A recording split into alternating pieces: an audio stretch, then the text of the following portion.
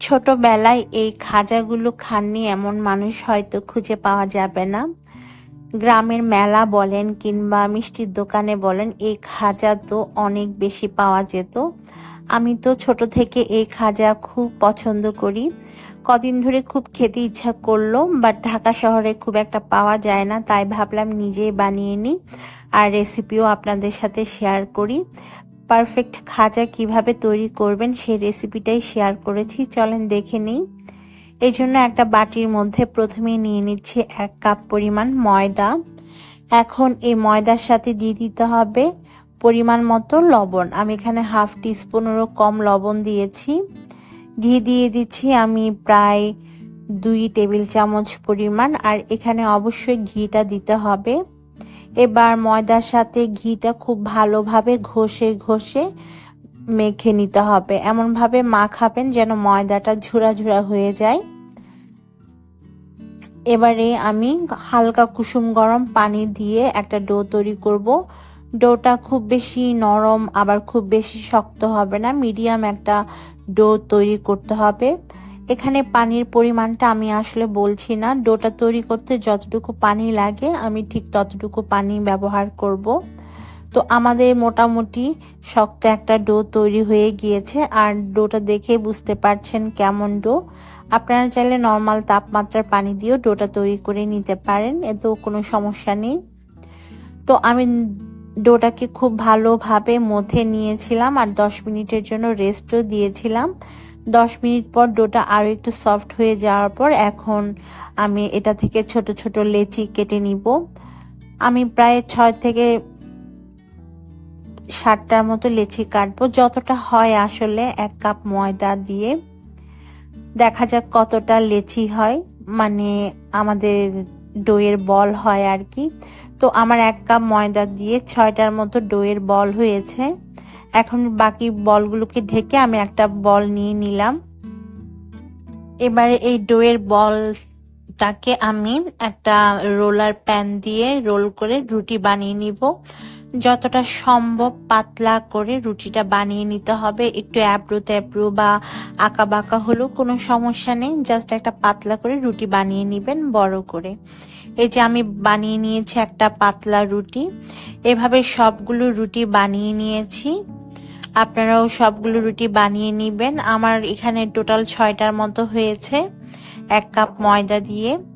এখন একটা রুটিতে প্রথমে আমি কিছুটা তেল দিলাম, তেল দেওয়ার পর দিলাম হাফ টিস্পুনের মতো কর্নফ্লাওয়ার। এখন খুব ভালোভাবে তেল আর কর্নফ্লাওয়ার রুটির সাথে মেখে নিয়ে উপর থেকে আরো একটা রুটি দিয়ে দিতে হবে।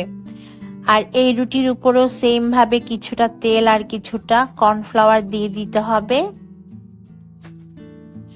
আর দুইটাই খুব ভালোভাবে রুটির মধ্যে মেখে নিতে হবে, ঠিক যেমনটা আমি করে দেখাচ্ছি। আর এভাবে করে সবগুলো রুটির মধ্যে কর্নফ্লাওয়ার আর তেল দিয়ে নিব আমি। চাইলে আপনারা ঘিও দিতে পারেন, কোনো সমস্যা নেই। তো সবগুলো রুটির মধ্যে আমি কর্নফ্লাওয়ার আর তেল দিয়ে খুব ভালোভাবে মেখে নিয়েছি। তারপর আবারও বেলে নিতে হবে। এখন সবগুলো রুটি একত্রে বেলে নিচ্ছি, তারপর আমি যেভাবে রোল করে নিচ্ছি ঠিক সেভাবে রোল করে নিতে হবে। ভালোভাবে রোল করে হাত দিয়ে খুব ভালোভাবে সিল করে নেবেন, যেন যে অংশটাতে আমরা লাস্টে রোল হয়েছে সেটা খুলে না যায়। আর হাত দিয়ে এভাবে একটু লম্বাটে করে নেবেন। এখন ছোট ছোট করে কেটে নিতে হবে রোল থেকে। তো আমি এরকম ছোট ছোট করে কেটে নিচ্ছি।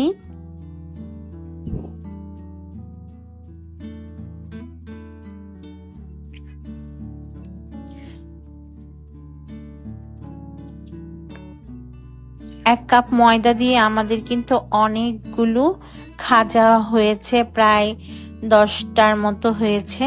তো সবগুলো খাজার এরকম ছোট ছোট করে কেটে নেওয়া হয়ে গিয়েছে। এখন হাত দিয়ে একটু প্রেস করে নেবেন। হাত দিয়ে প্রেস করে নেওয়ার পর সবগুলোকে আমি প্রেস করে নিব।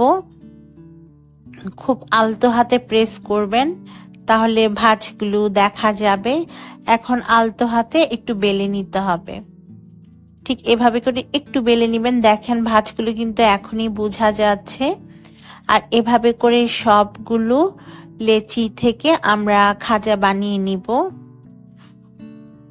আর দেখেন আপনারা লক্ষ্য করলে বুঝতে পারবেন প্রতিটা খাজে কিন্তু মানে ভাঁজগুলা দেখা যাচ্ছে। তো আমি সবগুলো খাজা বানিয়ে নিয়েছি এখানে। এবার এগুলোকে আমরা তেলের মধ্যে ভেজে নিব। ভাজার আগে আমি সুগার সিরাপটা তৈরি করে নিব। তাই একটা প্যানের মধ্যে দিয়ে দিচ্ছি 1 কাপ পরিমাণ চিনি আর দিয়ে দিব হাফ কাপ পরিমাণ পানি। আর এই সিরাপটা কিন্তু বেশ ঘন একটা সিরাপ হবে। খুব ভালোভাবে মিশিয়ে শিরাটাকে আমরা বলক আসা পর্যন্ত সেদ্ধ করব বা বয়েল করব। যখন এটা বয়েল হয়ে যাবে আর বেশ ঘন একতার বিশিষ্ট শিরা হবে, তখন বুঝতে হবে যে আমাদের শিরাটা হয়ে গিয়েছে। তখন নামিয়ে নিতে হবে। আর হালকা কুসুম গরম থাকা অবস্থায় এর মধ্যে আমরা আমাদের খাজাগুলো দিব। দেখেন আমার এই শিরাটা একটা তার হয়েছে। ঠিক এক তারের মতো শিরা তৈরি করে নেবেন। খাজা ভাজার জন্য তেলটাকে আমি মিডিয়াম হিটে গরম করে নিয়েছি। আর চুলার আঁচটাকে লোতে দিয়ে খাজাগুলোকে ভাজতে হবে। এখন খাজাগুলোকে আমি দিয়ে দিচ্ছি আর লো হিটে এগুলোকে ভেজে নিব লাইট গোল্ডেন কালার হয়ে আসা পর্যন্ত। কিছুক্ষণ পর দেখবেন এগুলো নিজে থেকেই উপরে উঠে আসবে আর খুব সুন্দর ফুলে উঠবে। আপনার কিছুই করতে হবে না। চাইলে উপর থেকে এভাবে একটু তেল ছড়িয়ে দিতে পারেন, এতে খুব সুন্দরভাবে খাজাগুলো ফুলে উঠে। তো আমি এখানে একটা ভুল করেছি, সেটা হচ্ছে আমি ফ্রাই প্যানে খাজাগুলোকে ভেজে নিয়েছি। তবে আপনারা কড়াই জাতীয় প্যানের মধ্যে ভাজবেন, এতে করে খাজা খুব সুন্দরভাবে ফুলে উঠে। তো আমি এই রকম অবস্থায় খাজাগুলোকে চুলা থেকে নামাবো, কারণ এর চাইতে গাঢ় আমি করব না, মানে ডার্ক করব না। কালারটাকে নামিয়ে নিচ্ছি। নামিয়ে আমি সরাসরি আমাদের যে শিরাটা আছে সেই শিরার মধ্যে দিয়ে দিব। আর আমাদের শিরাটা কিন্তু এখন হালকা কুসুম গরম অবস্থায় আছে। এখানে সবগুলো খাজা আমি বানিয়ে নিয়েছি। আর দেখেন কতটা সুন্দর হয়েছে কালারটা। সবগুলো ভাঁজ কিন্তু বোঝা যাচ্ছে। এবার আমি শিরার মধ্যে আমাদের খাজাগুলোকে দিয়ে 1 থেকে 1.5 মিনিটের মতো রেখে দিব। এক পাশে 1 মিনিট করে, দুই পাশে 2 মিনিট, ব্যাস হয়ে যাবে।